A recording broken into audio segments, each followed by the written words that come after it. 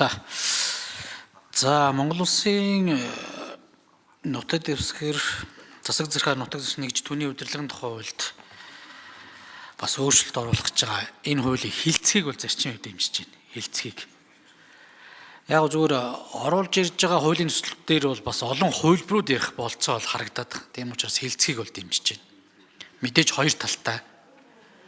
Энэ одоо эрсдлүүдийг ч гэсэн бодолцоод бас нэг хилцүүлгийн явцад хийгээд сайжруулах болцоо бол харагдаж байна гэж би зөвхөн хувьдаа бодож байгаа учраас хилцгийг дэмжиж байна. За энэ хуулийн төслүүдийг зүгээр хараад ахаар бас биднэрт одоо үнэхээр тулгамдаад байгаа төрийн албаны реформ яригдахаас өөр аргагүй байна гэдэг зүйлийг хэлж байна.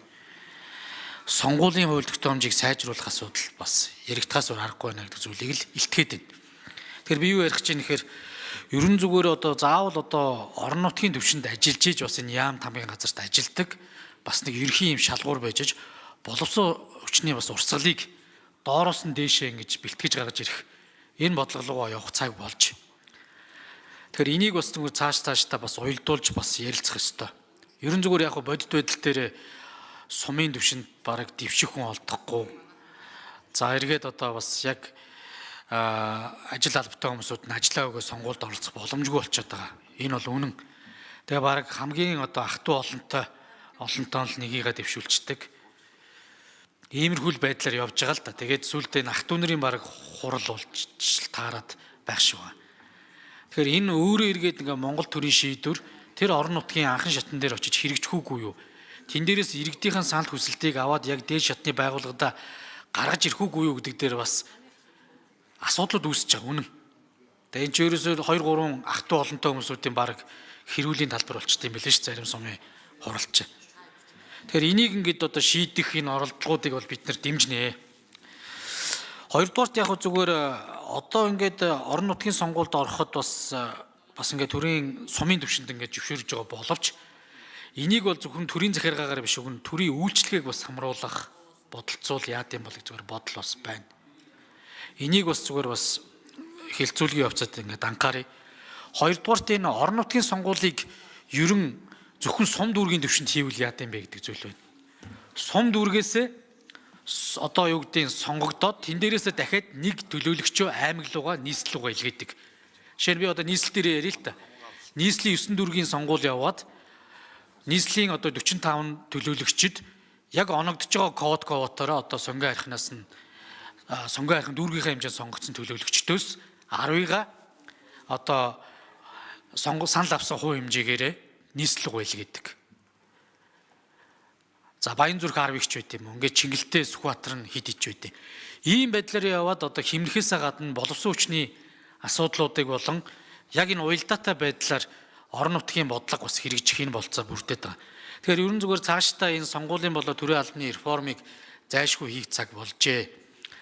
Дээрэс нь энэ төрийн захиргааны гэж ярих уу эсвэл орон нутгийн захиргааны гэдээ бид нар ерөн зүгээр энэ төрийн албаны хуулийн энэ ангиллал эдгээр албаагч тавьж байгаа шаардлагыг бас яг бодиттой болгомоор байна. Яг яам тамгын газарт ажилладаг шаардлагыг жохирн жишээ нь орон нутагт тавих юмч болцоогүй байхгүй.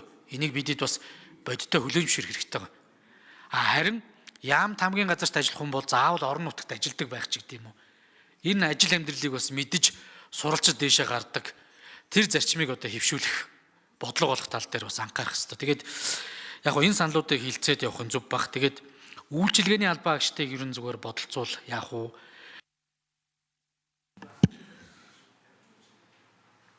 За Утган баяр гишүүн хариулъя.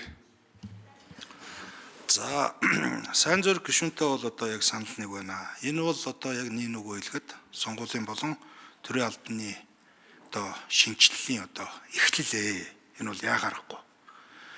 Олон зүйл дээр санал нэгдэж байна. Цаашдаа энэ хууль маань батлагдвал олон зүйлийн бас одоо эхлэл болох ийм одоо боломж бүрднэ гэж үзэж байгаа. Яг энэ дээр бол одоо бол төрийн үйлчилгээ бол нэлээдгүй төрийн үйлчилгээнд нэлээдгүй ажиллаж байгаа. Хамгийн гол нь төрийн үйлчилгээний төсвийг ерөнхийлөн захирагч бол энд хамаарахгүй байна. Тийм учраас бас энэ боломжийг бас хилцүүлгийн явцад бас бид бүхэн ажлын хэсгээр бас ярилцъя гэж бодож байна. Давхар мөн түрүүн бас Алтан шагаа гишүүн бас ярьж байгаа энэ тооны асуудал дээр. Яг гоо бид нар бол хуулийн төслөөр 50 хүртэлх гэдээ оруулсан байна. Энийг хилцүүлгийн шатанд бас бид бүхэн ярилцсанаа. Сая төрийн байгуулалтын байнгын орон дээр мөн ялгаагүй энэ тоон дээр бол гишүүд бас нэлээдгүй санал хэлсэн. Тэм учраас энэ хилцүүлгийн явцад тоо болон одоо төрийн үйлчилгээний төсвийг ерөнхийдөө захирагч бас энд хамаарах үгүй юу гэдэг асуудлуудыг бас хилцүүлгийн шатанд бас ярилцъя гэж бодож байна. Сайн зориг гишүүн тодруулна. Хууль санаалагчийн хувьд бас уяатан гэж бас талархаж байна. Тэгээд хэдүүлээ бас талтаас яри. Яг энэ дээрээс өмнө дараагийн бас нэг зөв ойлголт реформо чиглүүлээд явмаар байгаа юм. Тэгээ яг зүгээр энэ орон нутгийн төвшөнд явж байгаа сонгуульд орохын тулд одоо жишээ нь ТЭУ-гийнхэн заавал ажиллаа өгч гэдэг юм уу. Ийм шаардлага тавиад тэнд ингээ багш нар бас ажиллаа өгч чаддгүй ч гэдэг юм уу. Ерөн голцол багш нар байгаа шүү дээ. Багш эмчнэр. Нэг талдаа хэдүүлээ бас энэ улс төрөөс ангид бай гэдэг байгаа боловч орон нутгийнхаа төвшин шийдэж байгаа зүйлүүд чинь нэг тийм бас оролцоотой байх талаас нь дэмжих тэр хандлагыг нь орон нутгийн төвшөндөө амьдарч байгаа хүмүүст бас олгомоор юм шиг байна.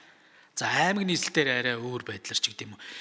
Яг ингээд нэг зүйлийг нэг ийм уутанд хийх биш бас уяатан онцлогтон тааруулсан байдлаар цаашдаа бас жоохон харуул яад юм бэ. Тэгээд яг орон нутгийн сонгуульд одоо дэвших хүн байхгүй. Тэгээд одоо ах トゥ олонтой хэдэн хүмүүс нь дэвшдэг. За яг гарч ирэнгүүтээ бас тусгай шаардлага хангачвал төрийн захиргааны албаагч болчих болцоотой гэдэг ийм нэг ийм хоёрдмол яваад байгааг ерөнхийдөө нэг За санал хэллээ.